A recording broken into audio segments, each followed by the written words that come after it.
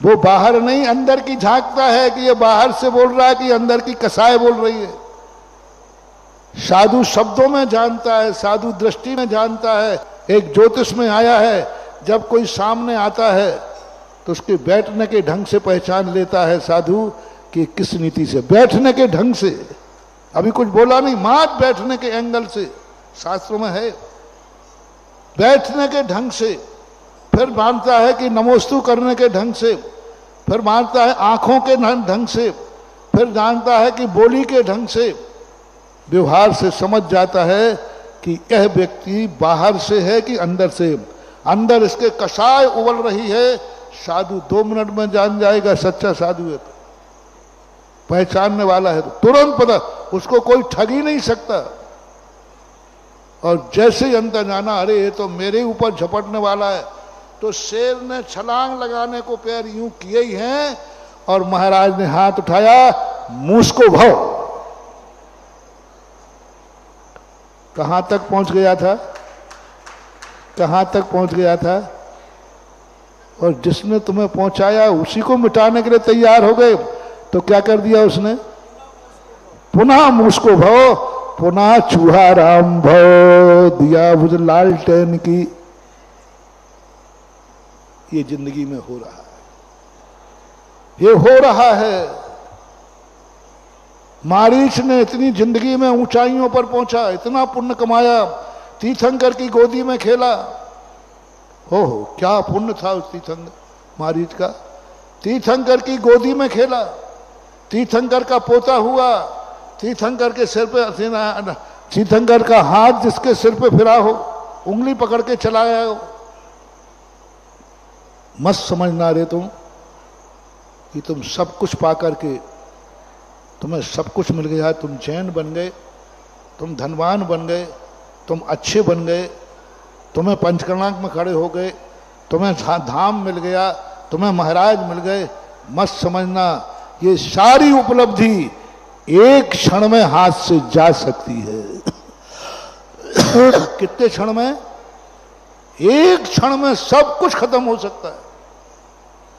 कितनी मेहनत से वो बिल्ली से, चूहा से शेर बना, एक क्षण में। शेर बनने के लिए 5 आशीर्वाद मिले थे। पहले क्या मिला था, चूहा को, फिर क्या मिला था, बिल्ली को, फिर बिल्ली से क्या मिला था, कुत्ता, फिर 5वां क्या मिला था, 5 आशीर्वाद में शेर बना था। और शेर से चूहा कितने आशीर्वाद बना, मुझको भव। मारीच का जीव कितने पुण्य किए उसने, एक क्षण में उन्हीं तीर्थंकर का विरोधी हो गया। तीर्थंकर के समोषण में से उठ के आ गया। जिस समोषण में जाने के लिए देवता तरसते हैं, अच्छे अच्छे देव तरसते हैं कि इस समोषण में जाने को मिल जाए, अभव्य को जाने नहीं मिलता महानुभाव। उस समोषण में बैठने को तरसते हैं कि समोषण में भगवान के पास जाने को मिल जाए, देवता। मारीच उस समोषण में से उठ के आ गया, देश भाव से, क्रोध भाव से। ओह गजब, जहां लोग भक्ति भाव से जाते हैं और अभाग्य मान करके लौटते हैं, मारीच पूरी सभा में समोषण के अंदर बैठा था बीच में। जैसे उसके मन की बात नहीं हुई, वो पद का भूखा था, वो अपने को और अपने गुरुओं को पद बनाना चाहता था।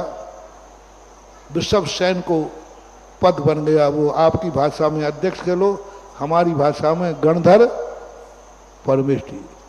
जैसे उनको पद मिला, जैसे उनकी बात आई, भरे समोषण के अंदर से उठ करके बाहर आ गया। उसी समय ब्रह्मांड कांप गया। रे पापी, रे पुण्यात्मा जीव, इतना पुण्य कमाया तूने, इतना पुण्य कमा करके तू तीर्थंकर का पोता हुआ, इतना पुण्य कमाया कि तीर्थंकर की गोदी में खेला, इतना पुण्य किया कि समोषण में बैठा है, और आज तू समोषण से उठ के जा रहा है, देश करके जा रहा है, भगवान की उपेक्षा करके जा रहा है। उसी समय उसे कर्मों का बंध हुआ, कहां तीर्थंकर का पोता और मर करके 8 करोड़ बार गधा बना। कौन? तीर्थंकर का पोता। हम मारीच नहीं कह रहा हूं। कौन? कौन? समोषण में जाकर के उठने वाला, समोषण से उठने वाला जीव, समोषण से उठने वाला जीव 8 करोड़ बार गधा बना, 60,000 बार कौआ बना, 60,000 बार वेश्या का रूप धारण किया, 30,000 बार कुत्ता बना। एक गलती थी, मात्र एक गलती की। जब मैं ये बातें पढ़ता हूं तो मेरी आत्मा कांप जाती है। जब आप किसी कसाई के कारण मंदिर की मीटिंग में से उठ के भागते हो, जब किसी कसाई के कारण मंदिर छोड़ते हो, जब किसी कारण से तुम तीर्थ छोड़ दो, अपने स्वार्थों के कारण, इसी पद के कारण से मारीच ने समोषण छोड़ा था। मैं राघवगढ़ की बात नहीं कर रहा हूं, सारे भारत की बात कर रहा हूं, सारे भारत के जैनियों से कह रहा हूं। पदों के कारण तुम मंदिर छोड़ देते हो, गुरुओं को छोड़ देते हो, शास्त्रों को छोड़ देते हो, धर्म को छोड़ देते हो, पंचकल्याणक को छोड़ देते हो। तुम्हारा मन का पंचकल्याणक ना हो, तुम्हारी पार्टी का पंचकल्याणक नहीं हो, तो पहले ही कह रहे तो अपन को कोई बोली नहीं लेना। क्यों भैया? इसमें अपनी कमेटी नहीं है। अरे पंचकल्याणक भगवान का है कि कमेटी का है? नहीं, अपन को बोली नहीं लेना। बड़े बड़े लोग आज तक, यहां तक कई बार साधु भी इस बात को तुम्हें प्रेरित करते हैं, अपन को वहां बोली नहीं लेना। ये सारे मारीच की दशा को प्राप्त होंगे।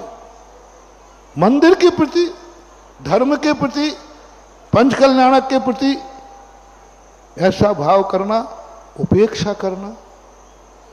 त्रिलोकीनाथ का अवतरण हुआ है, त्रिलोकीनाथ आए हैं। तुम त्रिलोकीनाथ के सामने कितने पुण्यशाली हो कि तुमने कल भगवान का जन्म देखा है।